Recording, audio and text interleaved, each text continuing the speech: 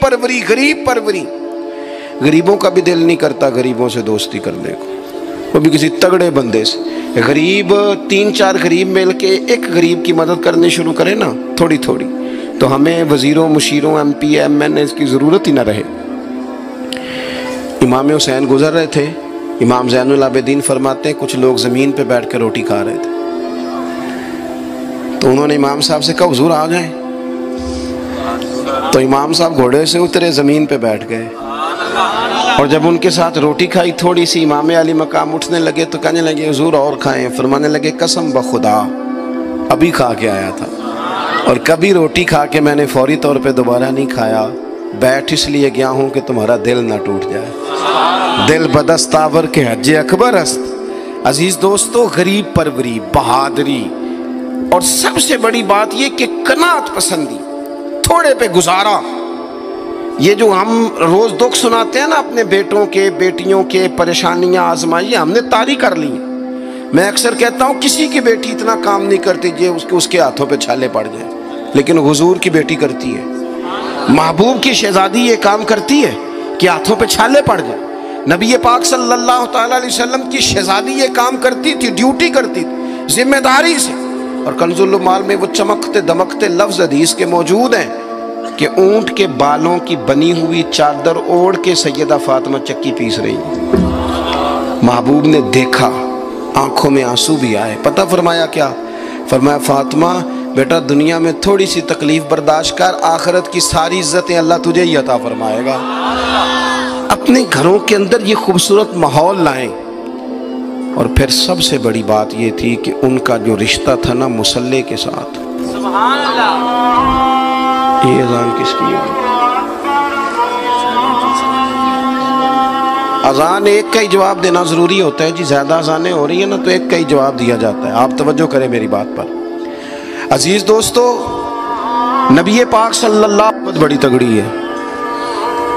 او جناب وہ آج کل جو ہمارے نقیبے محفل ہوتے ہیں نا وہ تو کوئی صلی اللہ علیہ وسلم. ہمارے جو محفل کے اسٹیج سیکٹری ہوتے ہیں وہ تو کوئی 3-4 منٹ لگاتے ہیں جنت میں بھیجنے میں، پر نعت خواں تو 1.5 منٹ ہی لگاتا ہے. اندر تسی جلسہ کراؤ تو جنت واڈی.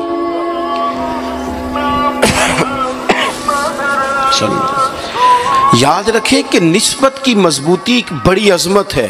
اللہ والوں کی نسبت بڑی چیز ہے، اور خدا دے یہ دولت تو یہ بڑی چیز ہے، یہ بڑی چیز ہے.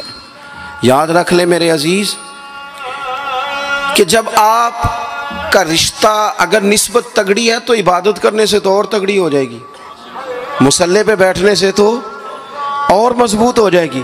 آپ نبی پاک علیہ السلام کے گھرانے کا ترک دیکھیں تو وہ عبادت سے بڑا ان لوگوں کا شغف ہے، اللہ اللہ کرنے سے بڑا ذوق ہے.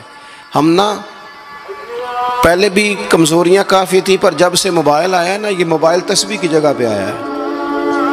ہاتھوں میں تسبیح ہوتی تھی جہاں موبائل آئے. مصلی کی عبادت، ریاضت کمزور کر لی ہم نے. رسول پاک صلی اللہ علیہ وسلم کا اپنا طریقہ یہ تھا کہ حضرت عائشہ صدیقہ رضی اللہ تعالیٰ عنہ فرماتی ہیں کہ حضور نے ساری رات نماز پڑھی اور قدم شریف میں ورم آ گیا. کبھی آیا ہمارے پیروں میں ورم عبادت کر کے؟ ساری رات نماز پڑھی، قدمین شریفین میں ورم آ گیا، اور جب قدموں میں ورم آ گیا نا تو فرماتی ہیں میں نے عرض کی یا رسول اللہ آپ کے تو صدقے اللہ اگلے پچھلوں کے گناہ معاف کرے گا، اور آپ اس قدر زیادہ آہوزاری کرتے ہیں. تو نبی پاک علیہ السلام نے فرمایا عائشہ تم نے کہا ہے نا اللہ میرے اوپر بڑا مہربان ہے، اللہ بڑا کریم ہے، اس نے مجھے رسولوں کا امام بنایا ہے، اپنا محبوب بنایا. تم ہی کہہ رہی ہو نا یا رسول اللہ؟ ہاں. تو فرمایا پھر میں اپنے رب کا شکر گزار بندہ نہ بنوں. حضور کثرت سے عبادت کرتے. سیدہ فاطمہ رات کو زیادہ وقت مصلی پہ گزارتی. حضرت امام حسن اور حسین لمبی عبادت کرتے. 9-10 محرم کی درمیانی رات تھی. عمر بن سعد امام علی مقام کے پاس آیا کہ کہنے لگا حسین 2 ہی باتیں ہیں، یا جنگ کریں گے یا آپ بیعت کریں گے. تو امام حسین فرمانے لگے اس طرح کرو، ایک رات کی مہلت دو، صبح بتاؤں گا. امام صاحب نے اسے کہا، وہ چلا گیا. حضرت عباس بن علی، یہ حضرت علی کے صاحبزادے ہیں، میدان کربلا میں حضرت مولا علی کے 4 اور بیٹے بھی شہید ہوئے. ایک حضرت عباس، ایک حضرت ابو بکر بن علی، ایک حضرت عمر بن علی، ایک حضرت عثمان بن علی. یہ نام دیکھو کیسے شاندار. اور یہ نام حضرت علی نے نام رکھے اپنے یاروں کے نام پہ ہم نام رکھے. خلفائے ثلاثہ سے عقیدت بتاتی ہے ان کی کتنی. تو حضرت عباس رضی اللہ تعالیٰ عنہ نے آ کے سیدنا امام حسین کی خدمت میں عرض کی، حضور آپ نے جو فیصلہ کرنا ہے نا سویرے، مجھے ابھی پتہ ہے آپ نے بیعت تو کرنی نہیں، ہونی تو جنگ ہے. تو یا رسول اللہ صلی اللہ علیہ وسلم، اے امام علی مقام رضی اللہ تعالیٰ عنہ، آپ نے رات کی مہلت کیوں لی؟ یہ عجیب لوگ ہیں، پتہ نہیں کیا سوچیں گے، مہلت لینے کی کیا ضرورت تھی؟ کہ میری بات یاد رکھنا جو عرض کر رہا ہوں. امام حسین فرمانے لگے، عباس تیرا کیا خیال ہے، سوچنے کے لیے ٹائم لیا ہے تو حضور پھر کس لیے لیا ہے؟ تو کیا جملے ہیں امام حسین کے. فرمانے لگے، عباس تجھے پتہ ہے نا مجھے سجدوں سے بڑا پیار ہے، سجدوں سے پیار ہے، دعاؤں سے پیار ہے، عبادت سے پیار ہے. میرا دل کرتا ہے ایک رات رہ گئی ہے میں رج رج کے سجدے کروں، اپنے مالک کے حضور اپنی پیشانی رکھوں، خوب دعائیں مانگوں. تو ان کا تو عبادت سے اتنا شغف تھا. آخری بات سنیں، یزید تو ظاہری طور پر کلمہ بھی پڑھتا تھا، سارے کام کرتا تھا. امام حسین کیوں نکلے اس کے خلاف؟ اس لیے کہ فاسق و فاجر تھا، شرابی بدکار تھا. صحیح بتانا، صحیح. اس بندے کی جیب میں خود ڈھیر سارے گندے گانے ہوں، وہ امام حسین کے نام کی ایک دیگ پکا لے تو امام حسین خوش ہو جائیں گے؟ جو وہاں لڑکیوں کے اسکول کالج کے سامنے روز کھڑا ہو، وہ کہے کہ میں نے 6 نعرے پورے لگائے امام حسین کے نام کے، تو امام حسین خوش ہو جائیں گے؟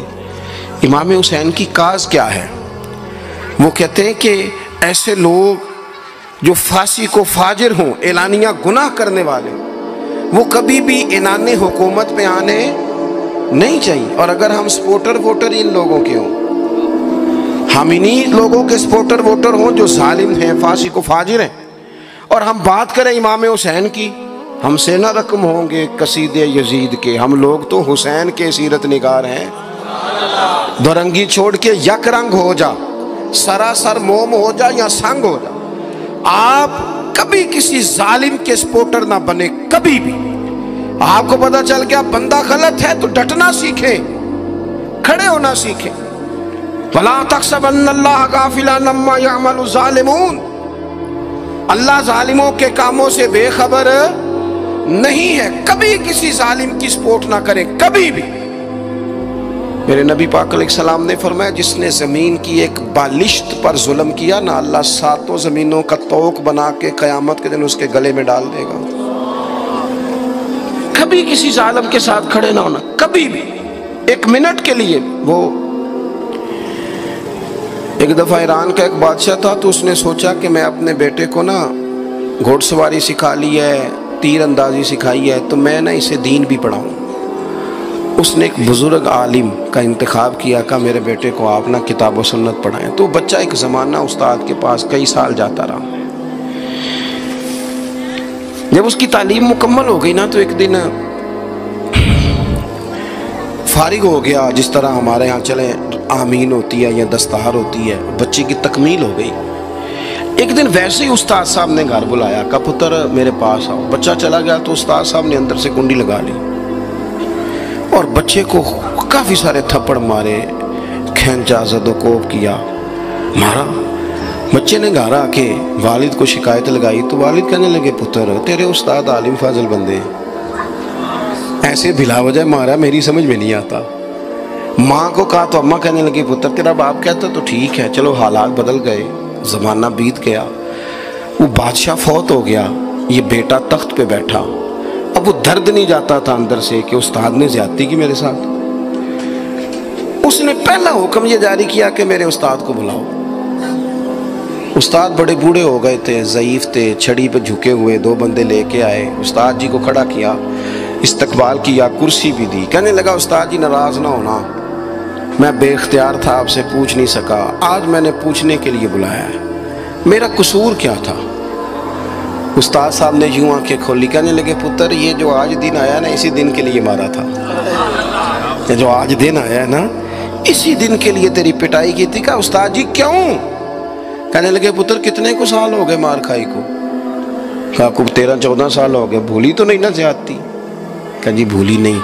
فرمانے لگے اس لیے تجھے مارا تھا کہ ایک نہ ایک دن تو نے باپ کی جگہ پہ بیٹھنا ہے، پتر خیال رکھنا اگر میں نے تیرے ساتھ کوئی زیادتی کی تھی تجھے 14 سال نہیں بھولی تو بھی کسی کے ساتھ نہ کر بیٹھنا، اسے قیامت تک نہیں بھولے گی، اور ایک عدالت صبح قیامت بھی لگے گی، پھر وہاں جواب دینا ہے ثم لتسألن یومئذ عن النعیم۔ جو تمہیں اقتدار کی نعمت ملی ہے اس کا خیال رکھنا، اللہ تعالیٰ حساب لے گا۔